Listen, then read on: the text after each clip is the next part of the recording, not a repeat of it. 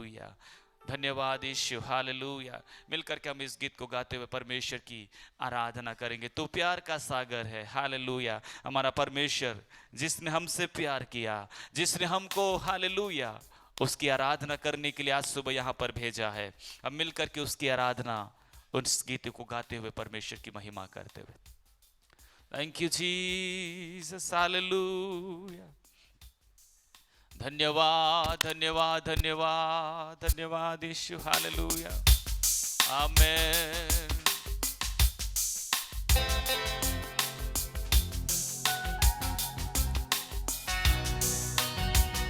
Amen, thank you Jesus.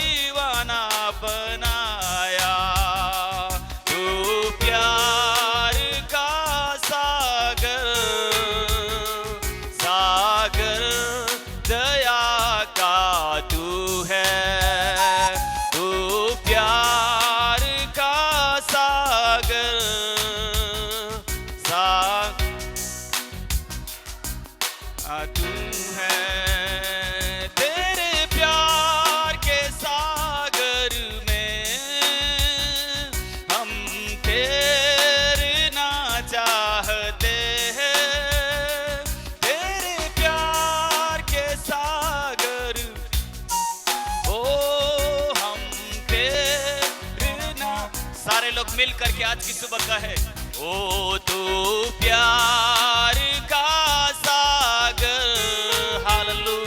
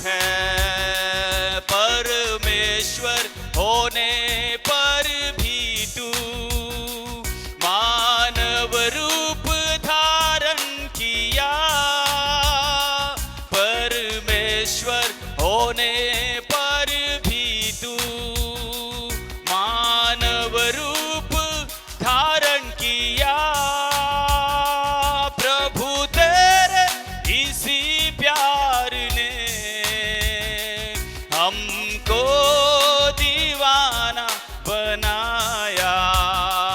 प्रभु तेरे इसी प्यार ने हमको दीवाना बनाया। तू प्यार का सागर, सागर दया का तू है। तू प्यार,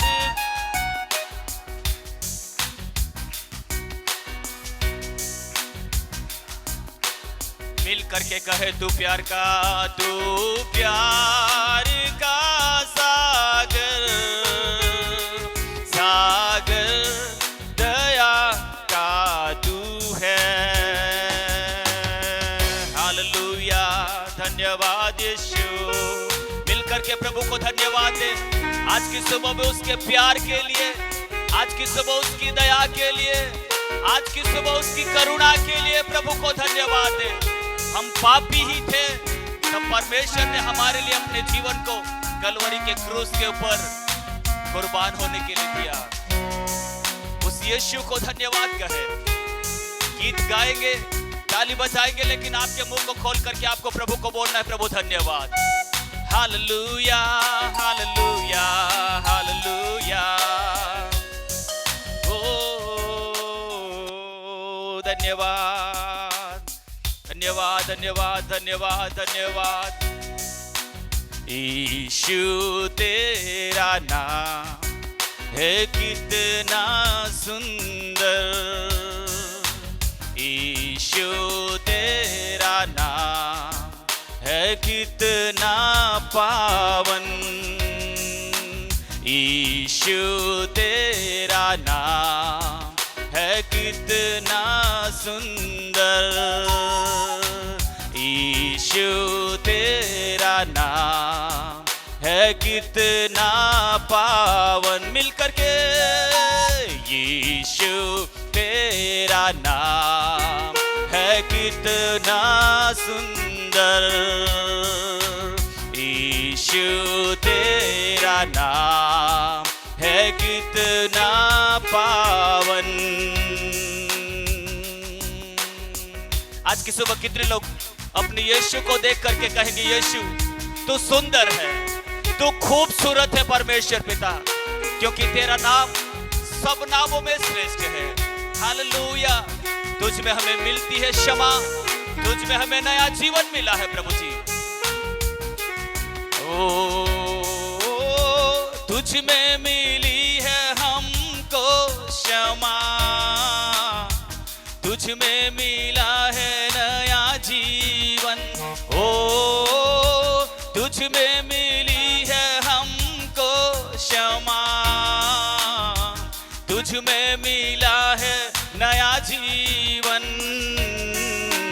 यीशु तेरा नाम है कितना सुंदर, यीशु तेरा नाम है कितना पावन।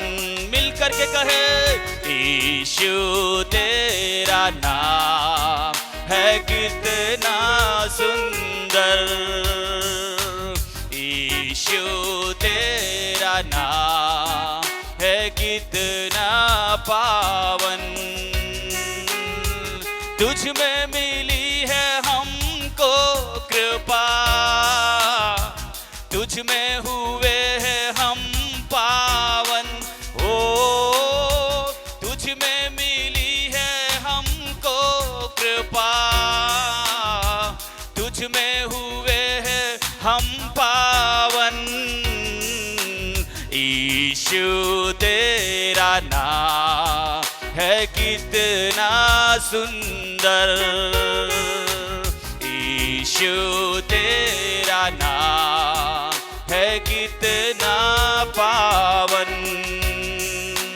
यीशु तेरा नाम है कितना सुंदर, यीशु तेरा नाम है कितना पावन। तुझ में मिली है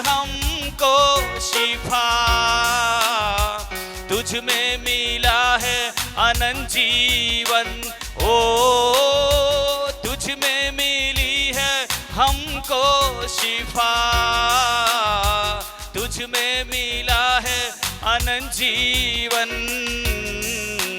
यीशु ते कितने लोग आज की सुबह खुश होकर के कहेंगे प्रभु कितना सुंदर यीशु तेरा नाम है, कितना पावन। मिलकर के कहे यीशु तेरा नाम है, कितना सुंदर यीशु है, कितना पावन। तुझ में मिली है हमको क्षमा, तुझ में मिला है नया जी। कितने लोग आज सुबह कहेंगे तुझ में मिली है हमको क्षमा, तुझ में मिला है नया जीवन।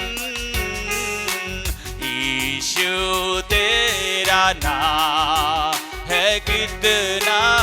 आप अपने यीशु के लिए गाइए यीशु तेरा नाम है, कितना पावन। यीशु तेरा नाम है, कितना सुंदर। यीशु तेरा नाम है, ओ तुझ में मिली है हमको शिफा, तुझ में मिला है आनंद जीवन। ओ तुझ में मिली है हमको शिफा, तुझ में मिला है अनंत जीवन। यीशु तेरा नाम है, कितना सुंदर। यीशु तेरा नाम है, कितना पावन। यीशु तेरा नाम है, ओ यीशु तेरा नाम है, कितना पावन। यीशु तेरा नाम है, कितना सुंदर। भजन संहिता 84 और उसका 5, 6 और 7। Psalms 84 verses 5, 6 and 7। क्या ही धन्य है वह मनुष्य जो तुझसे शक्ति पाता है, और वे जिनको सियोन की सड़क की सुधि रहती है। वे रोने की तराई में जाते हुए उसको सोतों का स्थान बनाते हैं। फिर बरसात की अगली वृष्टि उसमें आशीष ही आशीष उपजाती है। वे बल पर बल पाते जाते हैं। उनमें से हरेक जन सियोन में परमेश्वर को अपना मुंह दिखाएगा। मसीही जीवन एक ऐसी यात्रा है जहां पर मुझे और आपको समझना है कि हमें उस यात्रा में मंजिल पर पहुंचाने के लिए बल परमेश्वर स्वयं प्रदान करता है। हालेलुया। हम सबके लिए एक मंजिल, एक डेस्टिनेशन परमेश्वर ने रखा है, और उस मंजिल पर, उस डेस्टिनेशन पर हमें पहुंचाने के लिए, हमें बल देने के लिए, हमें सामर्थ देने के लिए, हमें रास्ता बताने के लिए, हमारी अगुवाई करने के लिए परमेश्वर ने एक राहगीर के समान, एक रास्ता बताने वाले के समान, एक काउंसलर के समान, एक सलाहकार के समान पवित्र आत्मा को मेरे और आपके जीवन में दिया है। हालेलुया। तो जो पवित्र आत्मा मेरे और आपके जीवन में प्रभु के द्वारा प्रदान किया गया है, वह इसलिए दिया गया है कि मैं और आप परमेश्वर के द्वारा निर्धारित मंजिलों पर हम पहुंच सके। हालेलुया। अपनी इच्छाओं पर पहुंचने के लिए तो अपना बल काफी है, अपनी महत्वाकांक्षाओं को पूरा करने के लिए अपनी जुगाड़ पर्याप्त है, लेकिन परमेश्वर के द्वारा निर्धारित गंतव्यों पर यदि मुझे और आपको पहुंचना है, उन मंजिलों पर मुझे और आपको पहुंचना है, हमारा बल पर्याप्त नहीं है, हमारी ताकत में हम कमजोर हो जाएंगे, हमारा जुगाड़ फेल हो जाएगा। वहां पर केवल पवित्र आत्मा ही हमको पहुंचा सकता है। हालेलुया। कितने लोग विश्वास करते हैं? ओ इस मुल्क के प्रभु को धन्यवाद है, पवित्र आत्मा मुझे और आपको मंजिलों पर पहुंचाना चाहता है। पवित्र आत्मा मुझे और आपको गंतव्यों पर पहुंचाना चाहता है। पवित्र आत्मा जब एक व्यक्ति के ऊपर आता है, वो वैसे ही नहीं आ रहा, व्यर्थ में नहीं आ रहा। स्वर्ग ने एक बड़ी योजना के लिए पवित्र आत्मा को मेरे और आपके जीवन के ऊपर उंडेला है। हालेलुया। देखिए, पवित्र आत्मा स्वयं परमेश्वर है। पवित्र आत्मा स्वयं परमेश्वर है। जैसे यीशु मसीह जब इस संसार में मनुष्य रूप धारण करके आए, वे चेलों के संग रहे, उन्हें सिखाया, उन्हें ट्रेन किया और एक दिशा उनको बताई, वैसे ही मेरे और आपके जीवन के अंदर 24/7 24 घंटे 7 दिन हमें सिखाने के लिए, हमें पहुंचाने के लिए परमेश्वर ने किसको भेजा हुआ है? पवित्र आत्मा को भेजा हुआ है। हालेलुया। तो मैं और आप साधारण लोग नहीं हैं, मैं और आप अकेले जीवन बिताने वाले लोग नहीं हैं। देखिए, सबसे बड़ी गलती हम क्या करते मालूम है? जब हम बार बार बोलते हैं कि हम अकेले हैं और हमारी तो पूछने वाला कोई नहीं है, हमारी तो खोज खबर लेने वाला कोई नहीं है। स्वर कहता है कि इससे बड़ा झूठ क्या है? जब स्वयं परमेश्वर आपकी खोज खबर लेने के लिए, जब स्वयं परमेश्वर आपको रास्ता दिखाने के लिए, जब स्वयं परमेश्वर आपके साथ सर्वदा वास करने के लिए आपके अंदर आकर बसा हुआ है, उस परमेश्वर की मौजूदगी में हम क्या स्टेटमेंट दे रहे हैं? मेरी मदद करने वाला कोई नहीं है सर। आप जस्ट सोचिए। और उसको समझाने के लिए, मान लीजिए किसी की हेल्प करने के लिए मैं पहुंच गया, है ना? चिराग को कुछ जरूरत थी और चिराग की मदद करने के लिए मैं जाकर चिराग के पास में बैठा हुआ हूं। ठीक है, चिराग के पास में कौन जाके बैठा हूं? मैं जाकर बैठा हुआ। लेकिन चिराग कह रहा है मेरी मदद करने के लिए कोई है ही नहीं, कोई मुझको पूछ ही नहीं रहा है, कोई मुझको फोन भी नहीं कर रहा है। तो मुझे अच्छा लगेगा या बुरा लगेगा? मैं तो बैठा हुआ ना उसके पास में, मैं तो उसके पास में बैठा हुआ हूं, उसके पास में बैठा हुआ हूं, लेकिन वो मुझसे पूछने की जगह वो किसकी ओर देख रहा है? दूसरों की ओर देख रहा है। कलीसिया इंद्रियों में सतर्क होना है। पवित्र आत्मा मुझे और आपको सही दिशा में, सही मंजिलों में पहुंचाना चाहता है। बहुत तेरे बार हम मार्ग से भटक इसलिए जाते हैं क्योंकि पवित्र आत्मा का काउंसलिंग लेने के स्थान पर, पवित्र आत्मा की सलाह लेने के स्थान पर हम व्यक्तियों की सलाहों में उलझ जाते हैं। हालेलुया। इंद्रियों में सतर्क रहना है। We need to have the right counsel. सही सलाह हमारे पास में होनी चाहिए। पवित्र आत्मा जब एक बात मुझसे और आपसे कहता है तो उसका एक आधार होता है, उसका एक आधार होता है, और वह आधार है परमेश्वर का वचन। पवित्र आत्मा कभी भी परमेश्वर के वचन के विपरीत कोई बात मुझसे और आपसे नहीं कहेगी। हालेलुया। पवित्र आत्मा जो कुछ भी कहेगा वो वचन की कंफर्मिटी में होगा, वचन के सपोर्ट में होगा, वचन को स्थायित्व में लाने वाले, स्थिरता की ओर ले जाने वाली बात ही होगी।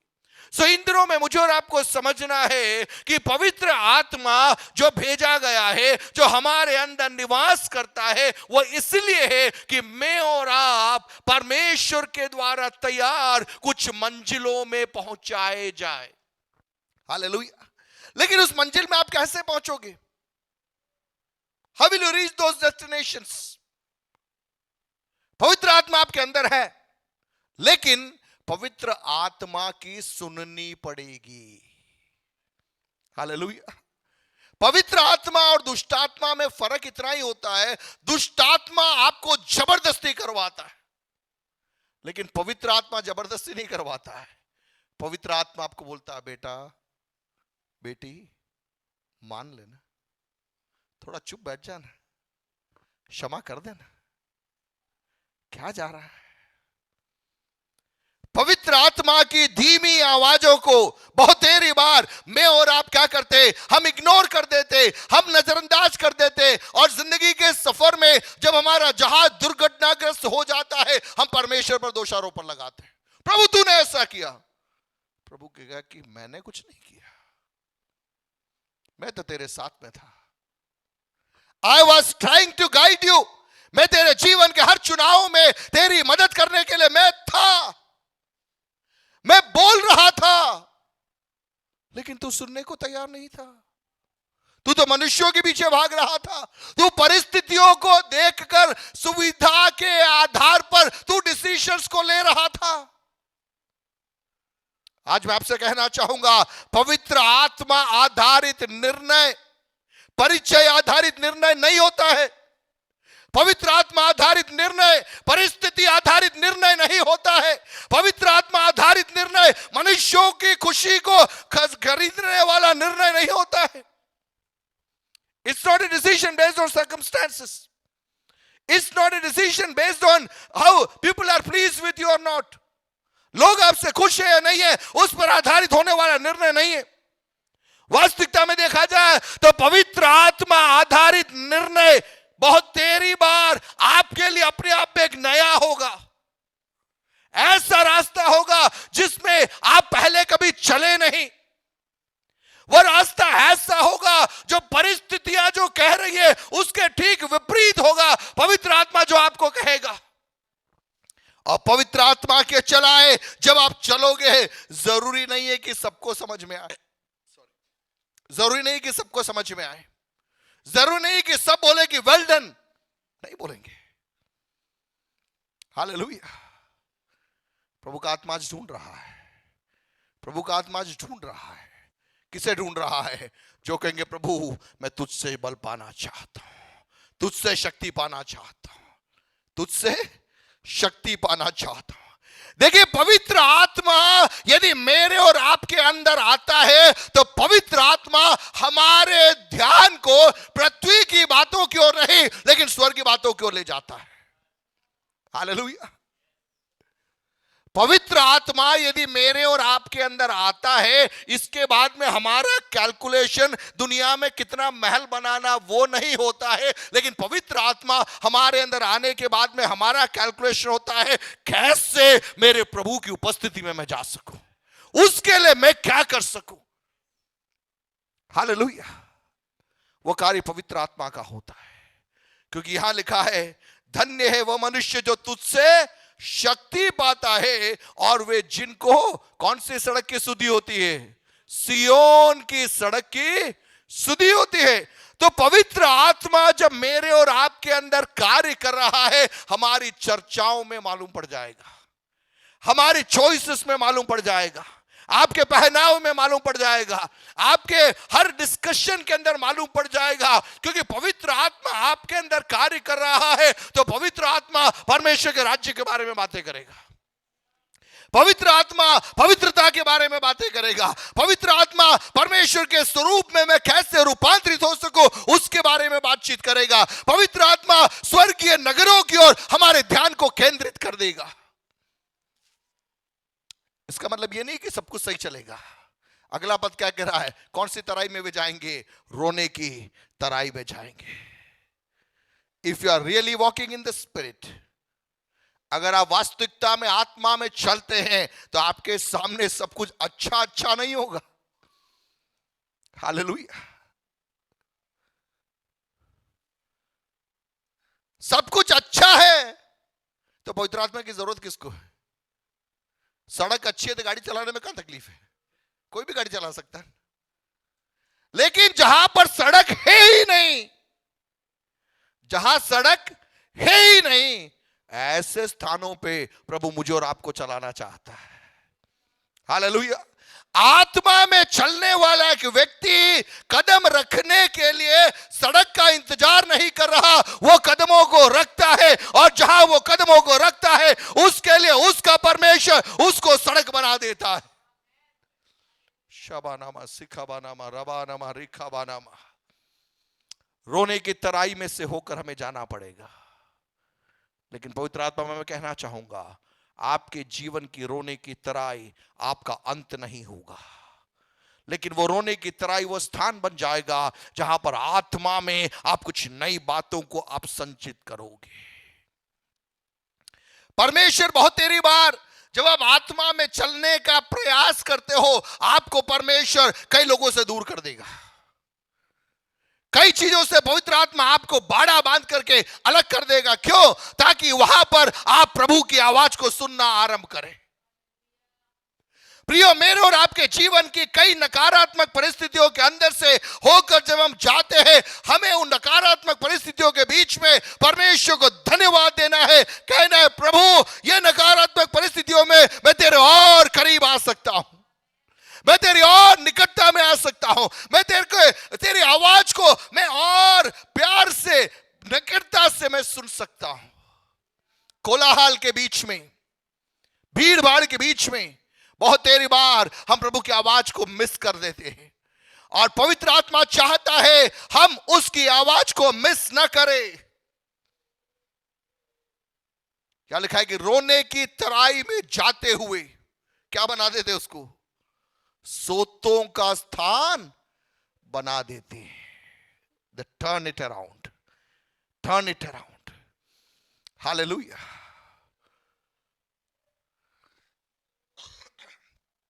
बरसात की अगली वृष्टि, उसमें क्या उपजाती है? आशीष ही आशीष उपजाती है। हम कई बार रोने की तराई में जाए बगैर हम क्या पाना चाहते हैं? हम आशीष पाना चाहते हैं। मिल जाएगा। उसके लिए पवित्र आत्मा की आवाज को सुनने की जरूरत नहीं है। उसके लिए पवित्र आत्मा की आवाज को सुनने की जरूरत। दुनिया में लोग दाव पेच करते हैं, चीजें खरीदते, कैसा पवित्र आत्मा से कर रहे हैं? कितने लोग क्या क्या चीजें कर बैठते हैं, क्या पवित्र आत्मा से कर रहे हैं? नहीं। पवित्र आत्मा आधारित निर्णय जब मैं और आप लेते हैं, दुनिया की नजर में वो मूर्खता प्रतीत होगी, लेकिन परमेश्वर अपने समय पे उसको बुद्धिमानी के रूप में परमेश्वर साबित कर देगा। हालेलुया। अब समस्या क्या है कि हम मूर्ख बनना चाहते नहीं है। हम तो कैसे गलत डिसीजन ले ले, हम तो लूत को भी पछाड़ देते हैं। लूत ने तो कम से कम अब्राहम का इंतजार किया कि अब्राहम बोले, इसके बाद में क्या करे डिसीजन ले। अब्राहम ने बोला लूत को कि यार ये सब बहुत लंबा चौड़ा हो गया है, एक काम कर अपन एक डिसीजन ले लेते हैं, पहला तू बोले। लूत तो मानो मौके का इंतजार कर रहा था कि यार यही तो टाइम था। अब्राहम ने बोला, लूत ने फटाक दे के बोल दिया, वो जो हरियाली है वो मेरा। उसने सोचा कि बूढ़ा सटिया गया है, ये अपना नंबर है।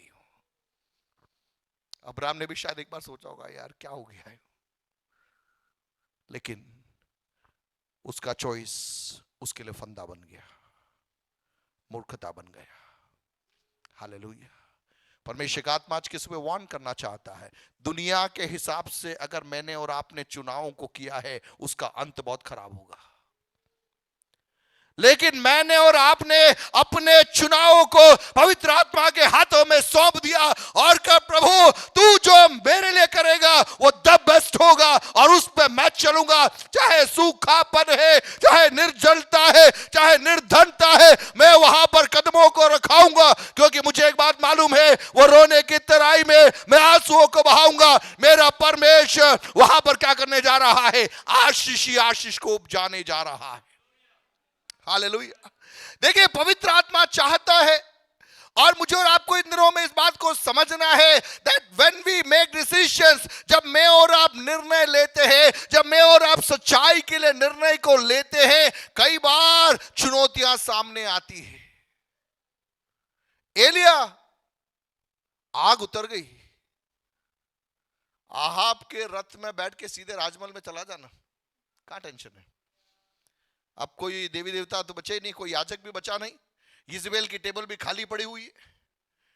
चाहिए था एलिया सीधे रथ में बैठकर कहां चला जाए? राजमहल में चला जाए, और इजबेल की डाइनिंग टेबल के ऊपर बैठकर राजकीय भोजन वहां पर करे। लेकिन एलिया को मालूम था मेरे ऊपर जो पवित्र आत्मा है, it's for a different purpose. वो एक अलग उद्देश्य के लिए था, वो एक अलग उसने का मना कर दिया, वो समझौता करने के लिए तैयार नहीं हुआ। आग वाग सब अपनी जगह है, लेकिन रथ के साथ में कोई समझौता नहीं, महल के साथ में कोई समझौता नहीं। परिणाम स्वरूप क्या हुआ, यजेबेल ने धमकी दे दी कि मार डालूंगा। मैं समझता हूं कि बाकी भी कुछ लोग बचे हुए थे जिसको ओबद्याह ने बचा के रखा था, कुछ याजक लोग, उन्होंने कमेटी मीटिंग बुला के एलिया को कहा होगा, अरे मूर्ख, कितना अच्छा मौका अपने पास में था, तेने करना क्या था, आहाब के साथ में समझौता कर लेता ना, हम सब कहां रहते, राजमहल में रहते। अभी तक बाल के नबी रहे थे, अभी तक आशेरा के नबी थे, अब यहोवा परमेश्वर के नबी लोग कहां बैठेंगे, इस्राएल की डाइनिंग टेबल के ऊपर बैठेंगे। एलिया परेशान हो गया, इसीलिए वो भागा। उसने कहा यार मुझे समझने वाला कोई नहीं। एलिया बोल रहा प्रभु बहुत हो गया, अब तो मुझे उठा ले, अब जीना ही नहीं, क्योंकि सबने इसका बोला होगा कितना गलत डिसीजन लिया तूने, तेरे एक के चक्कर में हम भी गए काम से। अगर तू रथ में बैठ गया होता, हमारी गाड़ी भी बच जाती, हम भी राजमहल में पहुंच जाते। और बोला होगा देख प्रभु ने रास्तों को खोला था, लेकिन तू ज्यादा पागलपन में, ज्यादा जोश में, तेने क्या कर दिया, बड़ी पवित्रता की बात कर रहा था ना, तेने मना किया, देख अब तू भाग रहा है। लेकिन मैं आपको बताना चाहूंगा, एलिया तू मृत्यु मांग रहा होगा, लेकिन स्वर्ग तुझे मृत्यु नहीं देगा, क्योंकि तू पवित्रता के लिए खड़ा रहा, तूने समझौता नहीं किया। तुझे मालूम था कि रोने की तराई में जाना होगा तो मैं जाऊंगा, अकेला होगा तो भी मैं जाऊंगा। वहां पर परमेश्वर ने स्वर्गदूत को उतार दिया, स्वर्गीय भोजन को प्रभु ने उतार दिया। एक रोटी में इतनी ताकत थी कि 40 दिन और 40 रात तक वो दौड़ रहा था। हालेलुया। खरीद में सुबह शाम रोटी चाहिए थी, विधवा के घर में भी सुबह शाम रोटी चाहिए थी, लेकिन एलिया जिसने समझौता नहीं किया, एलिया जो पवित्रता के लिए खड़ा रहा, एलिया जो अकेलेपन में आ गया, उस एलिया को दौड़ाने के लिए परमेश्वर ने सुबह शाम कौवे को भी नहीं भेजा, विधवा के घर जाने को भी नहीं बोला। प्रभु ने कहा कि स्वर्ग की एक रोटी काफी है यार, इसको खिलाऊंगा, ये दौड़ेगा, ये दौड़ेगा, कहां पहुंचेगा, इन हिज डेस्टिनेशन, अपनी मंजिल पे पहुंचेगा। क्या करेगा, अगली एक पीढ़ी को खड़ा करेगा, दुगनी आत्मा की सामर्थ में चलने वाले एक को अभिषेक के साथ में खड़ा करेगा। मुझे सुनने वाले प्रियो, परमेश्वर की योजनाएं जो मेरे और आपके व्यक्तिगत जीवन के अंदर है, उन योजनाओं के अंदर यदि हमें पहुंचना है तो बगैर समझौता किए हमें खड़ा रहना पड़ेगा। हालेलुया। शायद हमें समाज से अलग कर दिया जाए, शायद हम अकेले हो जाए, परिवार में अकेले हो जाए, लेकिन पवित्र आत्मा कहता है आत्मा के द्वारा चलाए चलने वाला सबके साथ में हाथ नहीं मिला सकता। आत्मा के द्वारा चलाए चलने वाला हर चौपाल में जाकर नहीं बैठ सकता, क्योंकि उसको मालूम है उसके जीवन की मंजिल अलग है, उसको मालूम है उसके अंदर की जो सेंसेशन है, जो संवेदनाएं है, वो उसको एक अलग डायरेक्शन में फोकस कर रही है, और वो कहेगी तेरी रास्ता अलग है, तेरी मंजिल अलग है। हालेलुया। वे रोने की तराई में जाते हुए उसको क्या बना देते हैं, सोतों का स्थान बनाते हैं।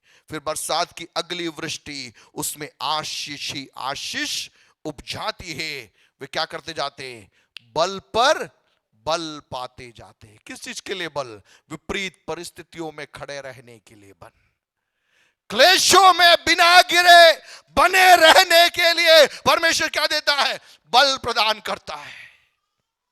हालेलुया। उनमें से हर एक जन सियोन में परमेश्वर को क्या दिखाएगा, अपना मुंह दिखाएगा। कहां पे, सियोन में। प्रिय, आज मैं आपसे कहना चाहूंगा, परमेश्वर का आत्मा चाह रहा है मैं और आप अपने आप को प्रभु के हाथों में समर्पित करें। हमारे जीवन के उन क्षेत्रों में जहां पर हमें लग रहा है कि हम कमजोर पड़ रहे हैं, हम पवित्र आत्मा को आमंत्रित करें और हम प्रभु से कहें, प्रभु तेरी आत्मा से तू मुझे बल दे ताकि मैं चीजों को कर सकूं।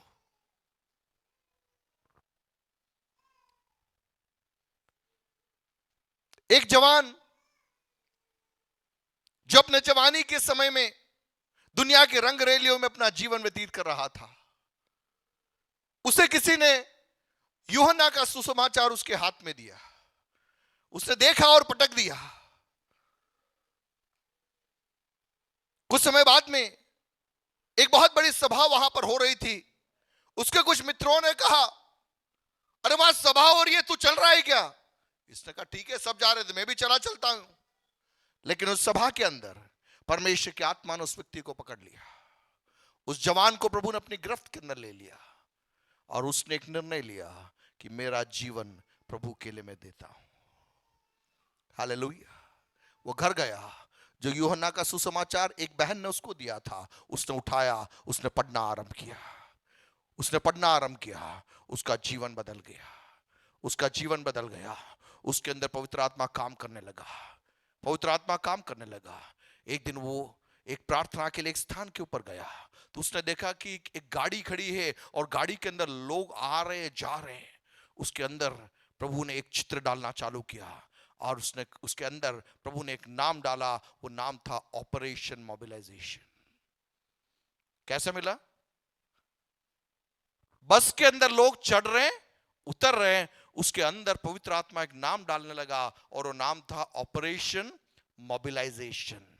उसे प्रभु ने कहा, I am going to mobilise, मैं कईयों को मोबिलाइज करने जा रहा हूं और उसके लिए एक ऑपरेशन तुझे करना है। तेरा जो चुनाव है, आई हैव चोजन यू, मैंने तुझे चुना है कईयों को मोबिलाइज करने के लिए, कईयों को हिलाने के लिए। उस जवान ने अपना जीवन प्रभु को सौंपा। अपने एक मित्र के साथ में बातचीत की और मित्र के साथ में उस बातचीत में उसने इस प्रकार से कहा, हमें स्पेन में जाना है, सुसमाचार सुनाना है। उसके मित्र ने बोला, क्या कर सकते? उसने कहा, मेरे पास जो संपत्ति, एक काम करता हूं, मैं सारी संपत्ति बेच देता हूं। उसके मित्र ने सोचा कि शायद कुछ समय बाद ये करेगा ही। इमीडिएटली जॉर्ज वर्वर ने बोला, लेट्स गो, आओ हम चलते हैं। अगले ही दिन सारी संपत्ति उसने बेच दी। एक ट्रक लोड भर बाइबल लेकर सीधे वो स्पेन में चला गया। वहां से कार्य आरंभ हुआ। वहां से कार्य आरंभ हुआ। शादी हुई। शादी करने के बाद में जो वेडिंग केक था, उसने वेडिंग केक लिया और सीधे एक पेट्रोल पंप पे चला गया और उनको बोला, ये केक आप ले लो, मेरी गाड़ी में तेल भर दो, मुझे बाइबल बांटने जाना है। हालेलुया। धन नहीं था, पुरानी गाड़ियों को लेते, रिपेयर करते, जवानों को बैठाते और गाड़ियों में भेजते। परमेश्वर उसे इस्तेमाल में लेना चालू किया। हालेलुया। विश्व के राज्यों के अंदर प्रभु ने उस जवान को दौड़ाया। हजारों की संख्या में जवानों को तैयार करने के लिए, विश्व राज्यों में सुसमाचार को लेकर पहुंचने के लिए पवित्र आत्मा ने तैयार किया। प्रभु ने बोला, जहाज खरीद ले। क्या बोला प्रभु ने? पानी का जहाज खरीद ले। उनके साथ वाले उनके खिलाफ हो गए, जहाज खरीदने की बात कर रहा है तू?